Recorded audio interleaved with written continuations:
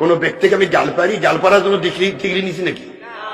আমার মালিকের খাস মেহেরবানি, আমার মালিকের দয়া, এই বাংলাদেশে আজও এখনো পর্যন্ত আমার সমান ডিগ্রি কোন মনীষীর নাই।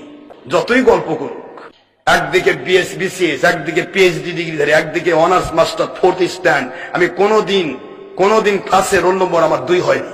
তারপরে ট্রিপল টাইটেল, 3 বার মাস্টার্স আরবি থেকে, এরপরে 6 মাসে হেফজ। আপনারা এমন কোন মুন্সি আসেনি বাংলাদেশে ইনশাআল্লাহ যে আমার চেয়ে ডিগ্রি বেশি। তাহলে তোমাদের এত ভয় কেন? আমার সাথে দাঁড়াবা আর আমার খালি বাতিল প্রমাণ করবা, তাহলেই তো আমার লাখ লাখ কোটি কোটি ভক্তরা তোমার নেংটি ধরে টানাটানি করে, আর কিচ্ছু লাগবে না। এত ভয় কেন? এটা অহংকার নয়। মালিক দয়া করেছেন, আমি ডিগ্রি নিয়েছি, কিন্তু ডিগ্রিটার উদ্দেশ্য এটাই। ডিগ্রির উদ্দেশ্য চাকরি করা ছিল না। ডিগ্রির উদ্দেশ্য ছিল একটাই, বাতিল ফেরকা যখন তখন আমি শুনেছি পীর মানে ভণ্ড, পীর মানে লেখাপড়া নাই, মেসকাত পড়তে পারে না, এটা পড়তে পারে না, এরে ভণ্ড পীর।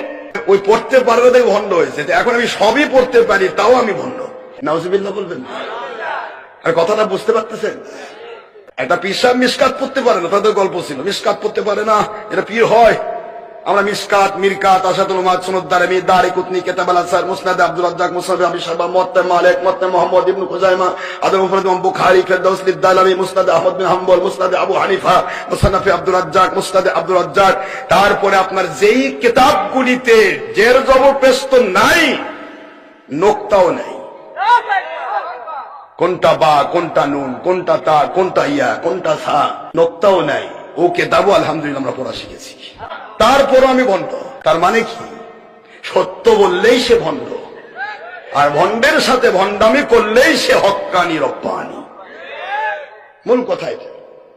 এত ডিগ্রি নিয়েও আমি ভণ্ড, আর যদি ডিগ্রি নাই নিতাম তো মূর্খ, কিচ্ছু জানে না।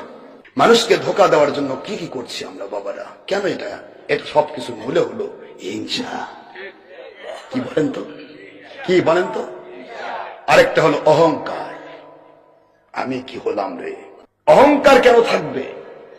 আমরা মালিকের গোলাম হয়ে মরতে চাই, কিচ্ছু নেই আমাদের। এই হাজার ডিগ্রি থাক, ডক্টর আশরাফ সিদ্দিকী যদি আল্লাহ এবং রাসূলের পথ থেকে সরে যায়, আল্লাহর কসম, আশরাফ সিদ্দিকীও হকের উপর থাকবে না।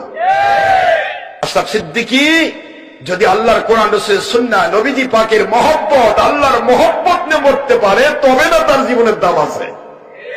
আর আল্লাহর মহব্বত, নবীর মহব্বত নেই, কোরআন সুন্নাহ মানে না, ইচ্ছা মতো চলে, আশরাফ সিদ্দিকী 14 গোষ্ঠী হলো, সে হক হয়ে মরতে পারবে না, সে বাতিল হয়ে মরবে।